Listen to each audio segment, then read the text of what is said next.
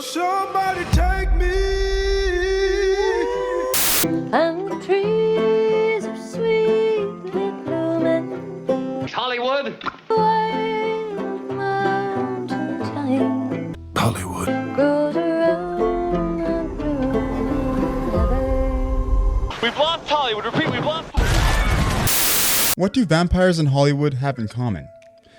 They both love to suck you dry. I mean, that's not really what I meant.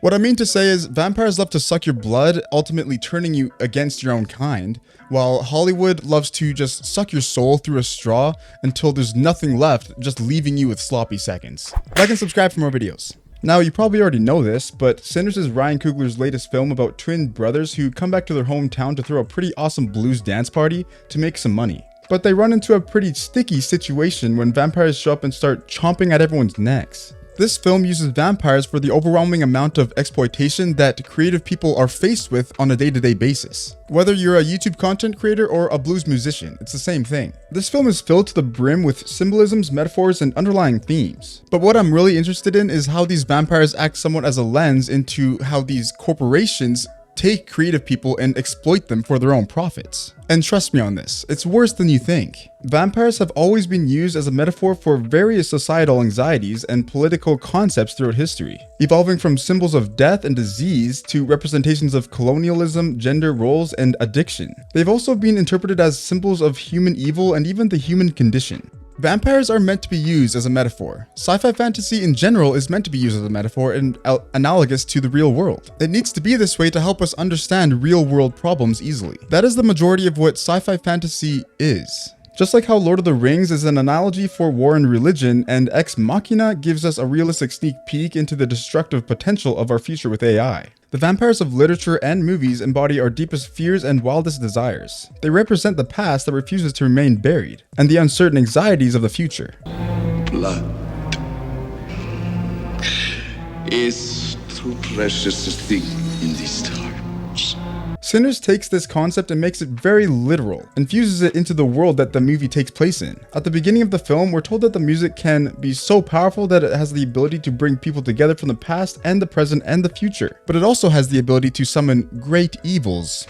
But it also can pierce the veil between life and death. These vampires are representations of many different companies, such as entertainment studios, record labels, pyramid schemes, art distributors, unpaid internships, just everything that has to do with exploiting people's talents and creative interests for profit.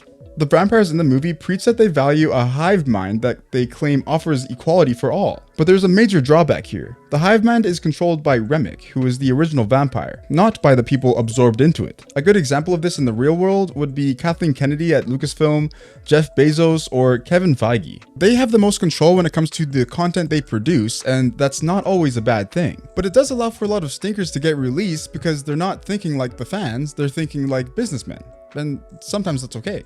At the juke joint, Ryan Coogler takes some creative liberties when Sammy's music becomes too powerful. He does a one-shot moving all around the room with people from the past and people from the future coming together while the vampires are outside slurping their saliva. Remick does say later on that Sammy is the one that they came for, and they want him for his musical talents, just like how these big corporations exploit these creative people for their talents. They offer them these opportunities that seems like a great deal, but in reality, it's benefiting them a lot more than it's benefiting the creator. The way the Hollywood system usually works is when a studio buys a film, they typically get full creative control, and they make their money back before any residuals or profits are paid out to the director and cast. They also own the distribution rights so they can continue to distribute it, making money off it years and years down the line. Which sucks for the director because that's not the case for them. The directors don't have creative control or distribution rights, and this can lead to lower quality movies because their heart and soul is sucked dry by these companies. The directors answer to these distributors, but at least they get paid. I started my YouTube channel in 2023 and I have 1.5k subscribers. I upload every week and I'm still not monetized. I'm doing all of this for free. I'm still not monetized even though my videos do get pretty good engagement. Even when I do get monetized, it'll take a long time for me to even make a full income off of this, if I'm lucky. While there are millions of YouTube channels out there, there's only 0.25% of these channels that are making money off of ad revenue. That also accounts for the channels that are inactive, but still, that's pretty low. YouTube's entire business model is exploiting people's interests. But we all do it anyways because we love doing it, and it's not about the money entirely anyways. I love creating content and I do it for free. I am doing it for free. But I am optimistic that it'll turn into something. I know it's so hard to make money on YouTube, but I'm optimistic.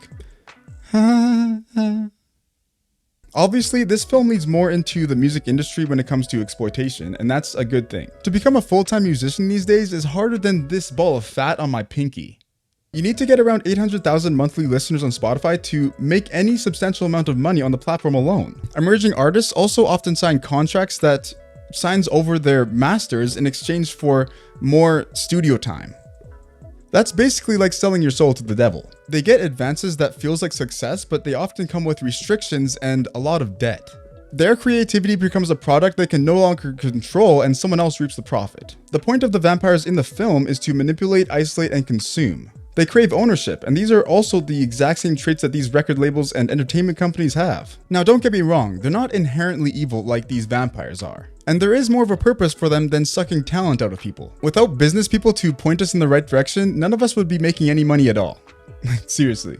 I just think that we're getting taken advantage of way too often. This metaphor does land pretty perfectly because it mirrors a simple truth that the system is designed to help them and not us. Sinners visualizes what exploitation feels like when your time and your identity is no longer yours. This is portrayed in the film when they become vampires, their entire personality changes, and they're no longer who they used to be. Movies like Sinners are essential to bringing awareness to some topics that just aren't talked about enough. Ryan Coogler was even able to make a special deal with Warner Bros. This deal allowed him to have full creative control, have the distribution rights, and to receive the profit first. This is the exact opposite of how Hollywood usually works. And maybe they only did it as a one-time thing because of the clear messages against these companies in the movie, but I'm optimistic that this is a turning point for Hollywood and hopefully it'll change it for the better. This kind of deal allows for a lot better high-quality movies, and it'll just be a lot better for everyone involved, I think.